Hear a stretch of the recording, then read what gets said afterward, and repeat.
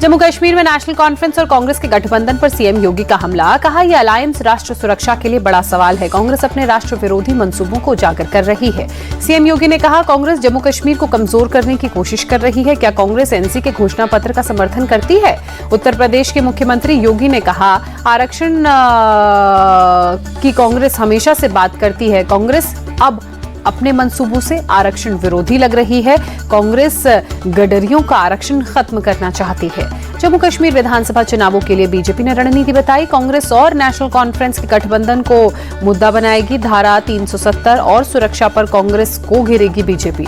दिल्ली में पार्टी अध्यक्ष जेपी नड्डा के घर पर 4 घंटे तक चली बैठक में बनाई गई रणनीति। मीटिंग में अमित शाह, राम माधव, किशन रेड्डी के साथ रविंद्र रैना, देवेंद्र राणा, कविंद्र गुप्ता और सुनील शर्मा भी हुए शामिल। गृहमंत्री अमित शाह ने राहुल गांधी से 10 सवाल पूछे। क्या नेशनल कॉन्फ्रेंस के घोषणा पत्र से सहमत है कांग्रेस? अमित शाह ने पूछा, क्या आर्टिकल 370 वापस लाना चाहती है कांग्रेस? क्या एनसी के अलग झंडे के पक्ष में है राहुल गांधी? दिल्ली में केंद्रीय मंत्री धर्मेंद्र प्रधान के आवास पर हरियाणा विधानसभा चुनावों को लेकर बैठक। सीएम नायब सिंह सैनी समेत कई और दूसरे नेता शामिल। हरियाणा में कांग्रेस का किसी के साथ गठबंधन नहीं, हम अकेले चुनाव लड़ने में सक्षम, भूपेंद्र सिंह हुड्डा का बयान। लोकसभा में नेता प्रतिपक्ष राहुल गांधी का आज प्रयागराज दौरा। दोपहर 3 बजे संविधान सम्मान समारोह को संबोधित करेंगे। यूपी कांग्रेस अध्यक्ष अजय राय के मुताबिक समारोह में 5 विषयों पर चर्चा की जाएगी। जाति गणना, रोजगार, महिला सशक्तिकरण, सामाजिक और आर्थिक न्याय होंगे अहम विषय। सीएम चेहरे की मांग पर शरद पवार का बयान, हमारी पार्टी से नहीं होगा चेहरा, हमारा मकसद राज्य में सत्ता परिवर्तन करना। सीएम फेस घोषित करने की मांग को लेकर कांग्रेस ने इसे फिर खारिज किया। नाना पटोले ने कहा, एमवीए ही चुनाव में सीएम चेहरा होगा। मध्य प्रदेश सरकार के जन्माष्टमी वाले आदेश पर बवाल। आरिफ मसूद ने कहा, शिक्षण संस्थानों को नहीं करना चाहिए टारगेट। स्कूलों में कृष्ण जन्माष्टमी मनाने पर सीएम मोहन यादव ने जवाब देते हुए कहा, 5000 साल पहले उज्जैन में शिक्षा ग्रहण कर श्री कृष्ण ने शिक्षा का महत्व बताया था। छतरपुर के हाजी शहजाद के घर को ध्वस्त करने का मामला। सीएम मोहन यादव ने कहा, कानून तोड़ने वालों पर एक्शन होगा। सीएम मोहन यादव की दो चूक, असामाजिक तत्वों से निपटने में हम सक्षम हैं।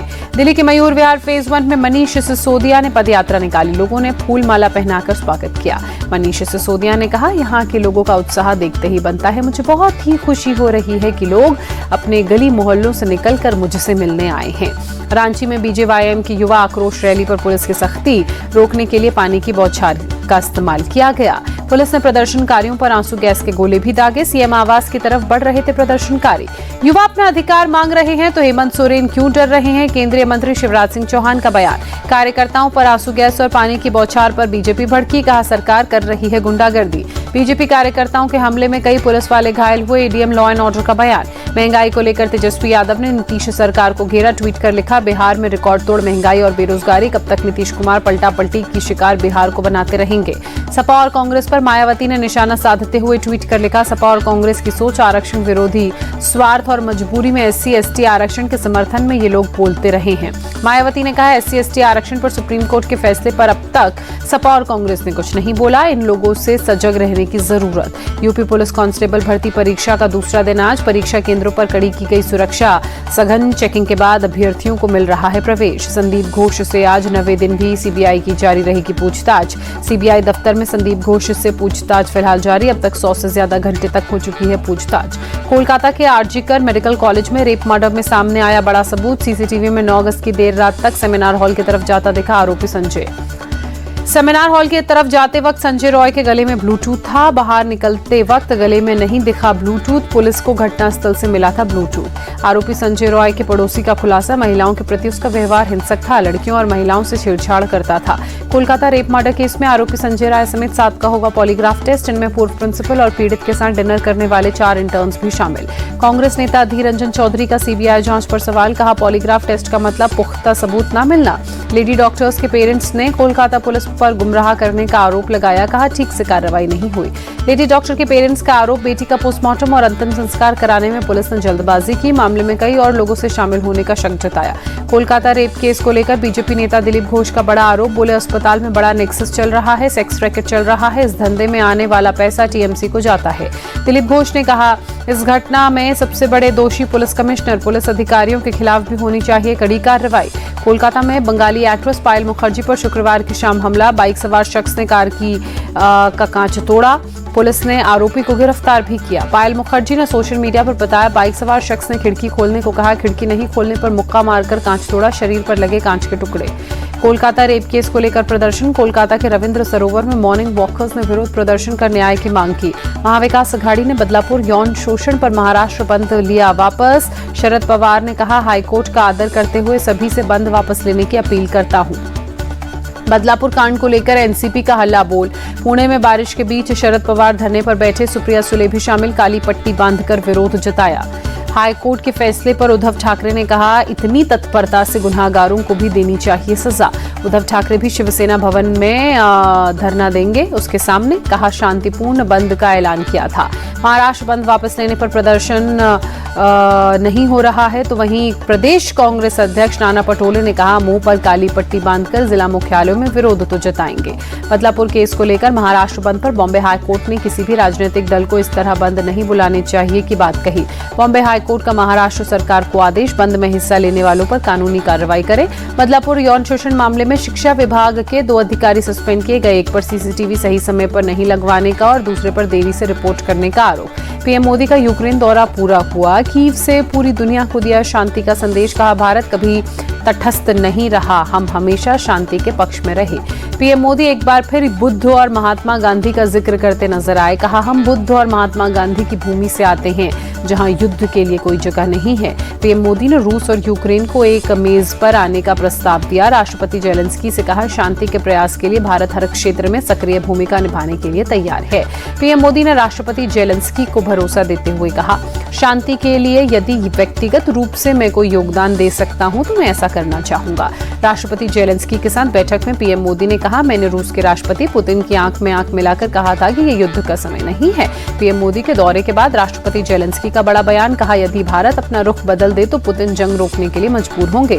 भारत के साथ व्यापार पर राष्ट्रपति जेलेंस्की ने कहा, हम भारत के साथ डिफेंस या किसी क्षेत्र के लिए भी बड़ी डील के लिए तैयार हैं। राष्ट्रपति जेलेंस्की ने पीएम मोदी के भारत आने के न्योते पर खुशी जताई, कहा, उनकी भारत यात्रा की योजना है। पीएम मोदी आज शाम 5 बजे कैबिनेट की बैठक की अध्यक्षता करेंगे। पोलैंड और यूक्रेन सहित कई अहम मुद्दों पर चर्चा होगी। अमेरिका के दौरे पर रक्षा मंत्री राजनाथ सिंह, अमेरिकी रक्षा मंत्री लॉर्ड ऑस्टिन के साथ की द्विपक्षीय वार्ता, कई मुद्दों पर दोनों के बीच हुई चर्चा।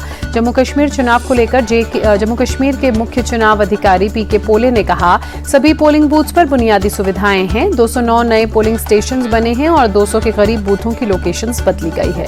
जम्मू कश्मीर के मुख्य चुनाव अधिकारी ने कहा, पोलिंग बूथ पर बुजुर्गों के लिए अलग व्यवस्था की जाएगी, हर बूथ पर वेबकास्टिंग की भी सुविधा होगी। केंद्रीय गृह मंत्री अमित शाह 3 दिवसीय छत्तीसगढ़ दौरे पर, रायपुर में सीएम विष्णुदेव साय से जोरदार स्वागत उन्होंने किया। अमित शाह 25 अगस्त तक छत्तीसगढ़ और पड़ोसी राज्यों के मुख्य सचिव और पुलिस महानिदेशकों के साथ बैठक करेंगे। इंटरस्टेट समन्वय, उग्रवाद और विकास पर चर्चा होगी। असम के नगांव में नाबालिग बच्ची से गैंगरेप का मुख्य आरोपी तजफुल इस्लाम मारा गया। पुलिस हिरासत से भागने की कोशिश कर रहा था, तालाब में कूदकर भागने की कोशिश कर रहा था आरोपी तजफुल। इसी दौरान मौत हुई। सुबह करीब 4 बजे सीन रिक्रिएशन के लिए क्राइम साइट पर ले जा रही थी पुलिस। नोएडा के रजनीगंधा चौराहे पर ट्रैफिक सब इंस्पेक्टर को कुचलने की कोशिश, सब इंस्पेक्टर गंभीर रूप से घायल, अस्पताल में किया गया भर्ती। नोएडा में महिला से छेड़छाड़ और दुष्कर्म की कोशिश करने वाला आरोपी पुलिस मुठभेड़ में पकड़ा गया। आरोपी के पास से एक तमंचा और कारतूस बरामद।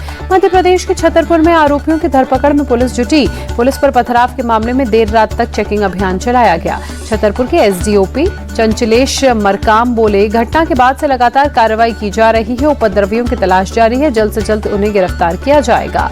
महाराष्ट्र के लातूर में रामगिरी महाराज के विवादित बयान से मुस्लिम समुदाय का गुस्सा भड़का। जिला कलेक्ट्रेट पर प्रदर्शन किया, राष्ट्रपति के नाम ज्ञापन सौंपकर रामगिरी महाराज की गिरफ्तारी की मांग की। नमाज के बाद बड़े पैमाने पर मुस्लिम समुदाय के लोग सड़कों पर उतरे। हालात को देखते हुए पुलिस का कड़ा बंदोबस्त किया गया। फतेहपुर में हिंदूवादी संगठनों के पक्ष में फैसला आया। बंजर और ऊसर जमीन पर बनी मदीना मस्जिद को तहसीलदार की कोर्ट ने अवैध करार दिया। अवैध कब्जा हटाने का भी आदेश जारी किया। कोर्ट ने 60,500 का जुर्माना लगाया। कई सालों से हिंदूवादी संगठन अवैध मस्जिद को हटाने का कर रहे थे विरोध। मेरठ में कक्षा 4 में पढ़ने वाली छात्रा के साथ स्कूल हेडमास्टर ने नाखून काटने के बहाने किया बैक टच। परिजनों की शिकायत पर पुलिस ने आरोपी हेडमास्टर को गिरफ्तार किया। नाराज परिजनों और लोगों ने स्कूल पहुंचकर हेडमास्टर जमाल कामिल की पिटाई की। जिलाधिकारी ने पूरे मामले में जांच के आदेश दिए। नेपाल के तनहुन जिले में भारतीय बस हादसे में 41 यात्रियों की मौत। पोखरा से काठमांडू जा रही थी बस, नदी में गिरने से हुआ हादसा। बस में सवार थे करीब 50 यात्री। पीएम मोदी ने नेपाल बस हादसे पर दुख जताया। एक्सपोस्ट पर पीड़ित परिवार के प्रति संवेदना व्यक्त की। घायलों के जल्द स्वस्थ होने की कामना की। गुजरात के बोटाद में भारी बारिश से हालात बिगड़े। कई इलाकों में घरों में लोगों के घुसा पानी। भारी बारिश के बाद जगह जगह जलभराव, आम जनजीवन प्रभावित। सड़कों पर पानी भरने से गाड़ियों की रफ्तार धीमी हुई, लोगों को बाहर निकलने में मुश्किल। गुजरात के खंभात में झमाझम बारिश, चिलचिलाती गर्मी से लोगों को मिली राहत। खंभात में 1 घंटे में 2 इंच बरसा पानी। तालाब में तब्दील हुई सड़कें, पानी में बह गई कई कारें। मुंबई के कई इलाकों में बारिश। मौसम विभाग ने मुंबई और आसपास के इलाकों में ऑरेंज अलर्ट जारी रखा। दिल्ली में कल हुई बारिश की वजह से मुंडका मेट्रो स्टेशन के पास जलभराव, लोगों को आने जाने में हुई परेशानी। त्रिपुरा के मुख्यमंत्री माणिक साहा ने राज्य में आई बाढ़ की स्थिति पर कहा, हम हालात पर काबू पाने की कर रहे हैं कोशिश, लोग भी हमारा दे रहे हैं साथ। मुख्यमंत्री माणिक साहा ने कहा, राहत शिविर में सभी व्यवस्थाएं की गई हैं, स्वच्छता का खास रखा जा रहा है ध्यान। भारतीय क्रिकेटर स्टार शिखर धवन ने क्रिकेट को कहा अलविदा। इंटरनेशनल और डोमेस्टिक फॉर्मेट से लिया संन्यास। शिखर धवन ने वीडियो जारी कर संन्यास का ऐलान किया। कहा, क्रिकेट यात्रा का ये चैप्टर खत्म, अपने साथ अनगिनत यादें लेकर जा रहा हूं। प्यार और समर्थन देने के लिए आभार। साल 2010 में ऑस्ट्रेलिया के खिलाफ वनडे टीम में धवन ने किया था डेब्यू। 2022 में बांग्लादेश के खिलाफ खेला था आखिरी वनडे। धवन ने अपने इंटरनेशनल करियर में 167 वनडे, 68 टी20 और 34 टेस्ट मैच खेले। 167 वनडे में 17 और 34 टेस्ट मैचों में 7 शतक लगाए। 167 वनडे मैचेस में धवन ने 7,436 रन बनाए। वहीं 68 टी20 मैचेस में 1,759 रन और 34 टेस्ट मैचेस में 2,315 रन बनाए। फिलहाल शिखर धवन आईपीएल खेल सकते हैं। संन्यास की घोषणा करते वक्त धवन ने आईपीएल को लेकर कुछ नहीं कहा। अभी पंजाब किंग्स से जुड़े हैं शिखर धवन। जॉर्डन के अम्मान में बजा भारतीय महिला पहलवानों की जीत का डंका। अंडर 17 वर्ल्ड रेसलिंग चैंपियनशिप में भारत की काजल ने जीता गोल्ड मेडल। भारत को कुल 5 गोल्ड मिले। काजल ने 69 किलोग्राम भार वर्ग में यूक्रेन की पहलवान को पटखनी दी। काजल ने 9-2 से मुकाबला जीता। पेरिस ओलंपिक्स के सिल्वर मेडलिस्ट नीरज चोपड़ा की ब्रांड वैल्यू 335 करोड़ रुपए हुई। नीरज ने भारतीय क्रिकेटर हार्दिक पांड्या को पीछे छोड़ा। नीरज चोपड़ा से आगे हैं रोहित शर्मा।